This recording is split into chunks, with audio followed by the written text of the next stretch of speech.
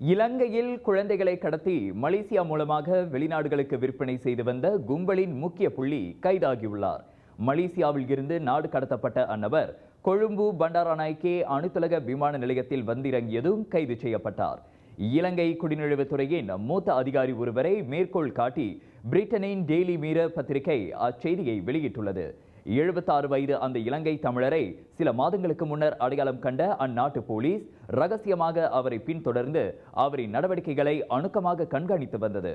அப்படி கண்காணித்ததில் ஏப்ரல் 22ஆம் தேதி நடுத்தர ஆடவர் மற்றும் அவரின் மகன் ஆகியோருடன் சந்தேக நபர் மலேசியா புறப்படுவதற்காக பண்டாரநாயக்கே விமான நிலையம் வந்திருப்பதை போலீஸ் கண்டறிந்தது. எனினும் பிடியில் சிக்க வைப்பதற்காக எந்த சந்தேகமும் வராமல் அவர்களை விமானத்தில் அனுப்புவது போல் அனுப்பி மலேசிய குடிநுழைவுத்துறைக்கு இலங்கை தகவல் தெரிவித்துவிட்டது.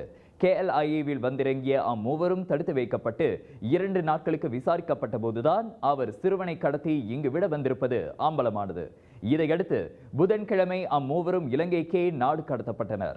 2022 டிசம்பர் முதல் 2023 ஏப்ரல் வரை 17 தமிழ் சிறார்கள் இலங்கையில் இருந்து மலேசியாவுக்கு கடத்தி வரப்பட்டதாக அந்த குடிநுழைவு மூத்த அதிகாரி கூறினார். அப்படி கடத்தி கொண்டு வரப்பட்டவர்களில் 13 சிறார்கள் மலேசிய கடப்பிதழை பயன்படுத்தி பிரிட்டன், பிரான்ஸ் உள்ளிட்ட ஐரோப்பிய நாடுகளுக்கு அனுப்பப்பட்டிருப்பதாகவும் அவர் சொன்னார். இங்குள்ள ஏழை குடும்பங்களை அணுகி அவர்களுக்கு பணம் கொடுத்து அவர்களின் பிள்ளைகளின் பிறப்பு பத்திரம் உள்ளிட்ட விவரங்களை வாங்குவதை அக்கடத்தல் கும்பல் கச்சிதமாக செய்து வந்திருக்கிறது.